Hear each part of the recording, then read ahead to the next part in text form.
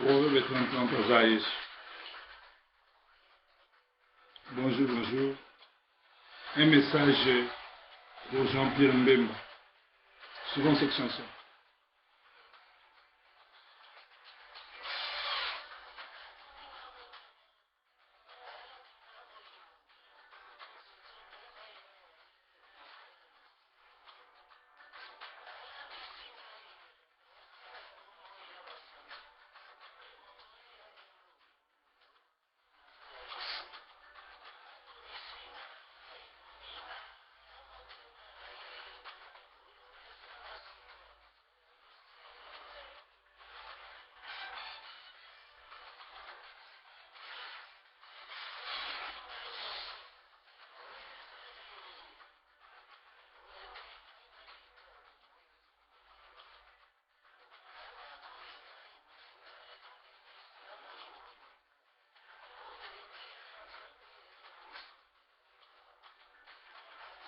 Naza Yesu.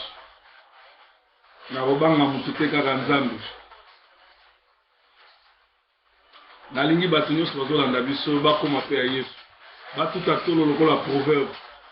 Naza Yesu. Nabotama na molimo no santu na nzoto te.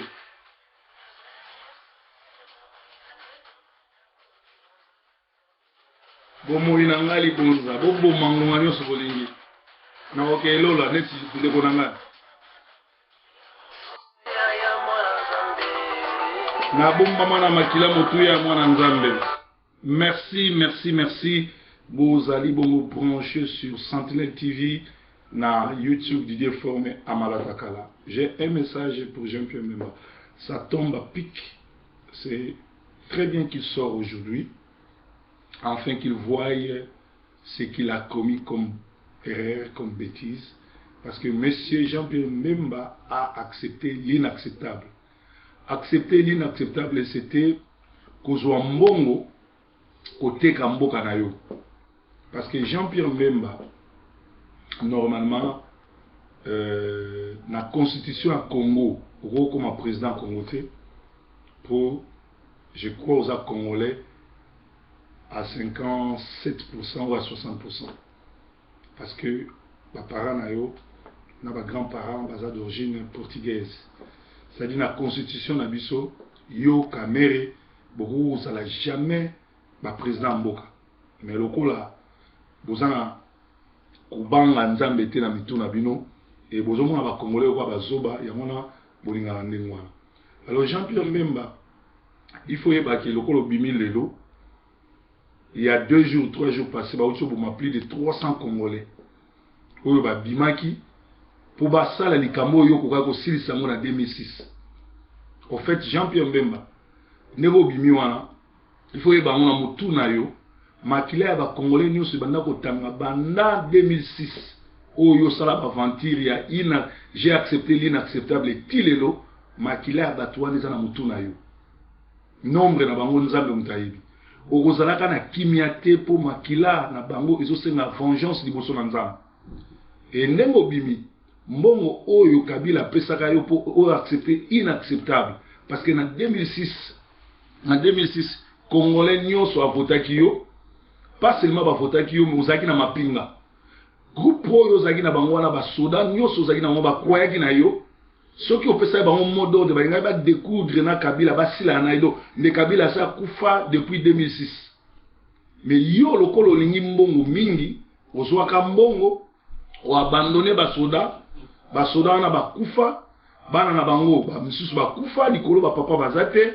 basi na bango batikala ba veuve ba misusu bakufa likolo bazwa débandade likolo ya yo un mauvais chef. Il n'a jamais eu de mauvaises troupes mais il y a toujours eu de mauvais chefs comme Jean-Pierre Mbemba.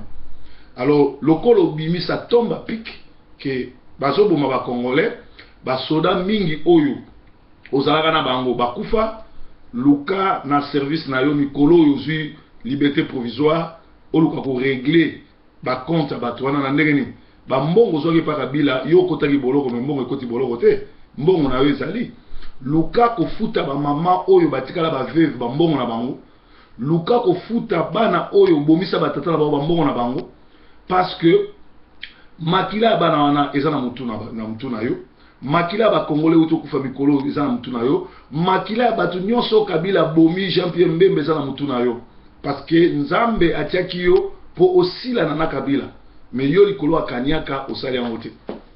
Alors tango kabila kotelaki yo na ndako na ambassadeur so zaki soda solo so zaki mwana mboka solo ezaki ubie bokufa bino mibale akoka obima vivante mais kabila a défié yo azekisa hélicoptère na yo obomisa ba soda pe yo kima na ambassade otiki sima na yo ba troupe bana basi tout oyo baboma et na groupe oyo batu yo bomisa na papa oyo yo vie na biso Jano papa malamu Jano Mbemba akufi makila na ye eza likolo na yo makila ya papa na yo Jano Mbemba eza na mutu na yo parce que papa wana soki yo se comporta ki bongo te akoka kokufa te papa moko malamu papa moko asalisa bato. Je me souviens encore tango yo bandaki rébellion asali la message bi Jean-Pierre Mbemba si Zaïre okoka ko gérer te est-ce que mboka munene lokola Congo ko gérer lelo personnel papa wana azaki na raison omoni bien que Congo ko gérer te omoni ndengo kwesi Congo na bim donc yeba onke liwa bato wana nyonso tu eza na mutuna yo makila na bango nyonso tu eza na mutuna yo alors sambela kaka nzambe alimbisa yo pe kutana na nzambe lokola Paul akutanaka na nzambe na nzela Damas. Alors ndeko na nga Mbemba mbongo oyo zepa ba Rwandais luka ofuta ba soda na yo basi na bango bana batikala ba orphelin luka ba famille wana soda moko na moko oyo bana bakufa mais yeba ke makila ya ba congolais tout etanga depuis 2006 lelo ezana mutuna. Quelle charge. Alors Jean-Pierre Mbemba senel goye bango ke ndengo zawana elo oni yoko kosala yeba ke ndenge yobimi ozambilo omi bale ko kosala elo wa liboso luka ofuta basoda nyonso bakufa ba famille na bango et luka basoda oyo traizaka ofuta bango parce que tu ne manques pas l'argent ozana mbongo pe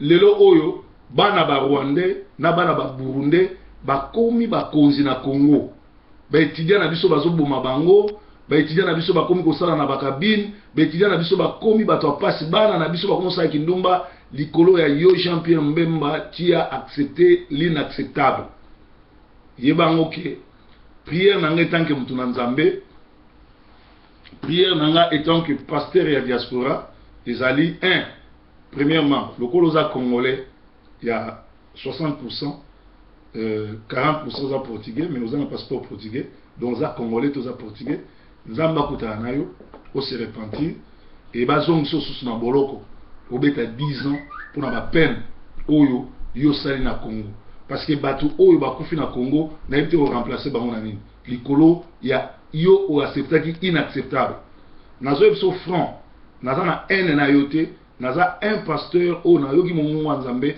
atininga na ibswango ozana nzela mususu ya koluka ko se réconcilier na ba congolais ya koluka nzambe mais ndenge ozana ko rêver même pas na mutu na yo ke un jour au comme même commissaire des zones be bourgmestre ata ya kenge ko rêver ngote en réalité ce qui te libérer mboka yo place na yo il faut ça na lozumu ou bien na ikafela to na bolo place mi bale lozumu et kafela to na bolo parce que ozali ndenge moko na kanambe tu es un criminel ndenge kanamba boma ndenge yo bomi alors ndenge yo bimi na prison tala yo moko makamni yo tikaki na sima tala yo moko kombele ba congolais ba kufi na papa oya yo mutu malamu akufaki na souci na yo soki pe batiela ki poison to yebite parce que bato wana bakoye ko accepter te yazala envie na ba erreur yo salaki.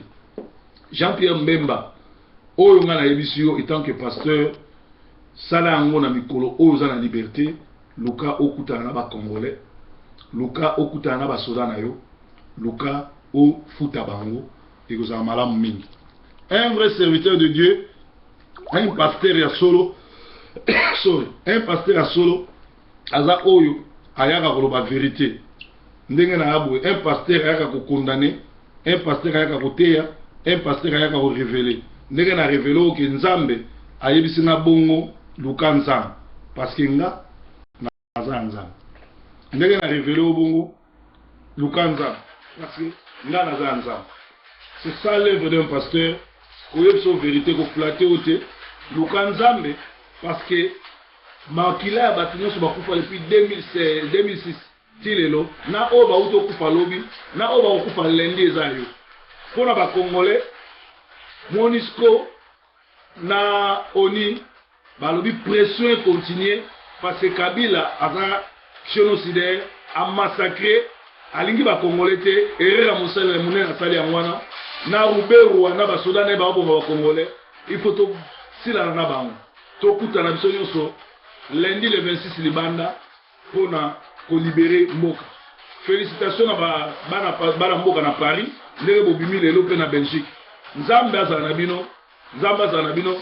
Jean-Pierre Mbemba makila ya bakongolais kufa depuis 2006 il est à la parce que toi qui as accepté l'inacceptable. Mais Rose a sauvé, so yambiye, on s'est repenti, au bandi ko sambela, pe au fouti ba congolais, ba soda nyoso, o ba kufa mbona. Merci. Naza Nzambe.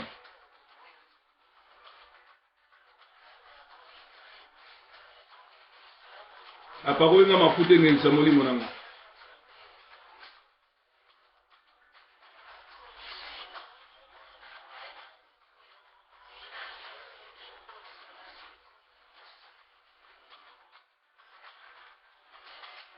Nazaya Yeswe, na lobeli yo vérité, Jean-Pierre Mbemba tota masumwe.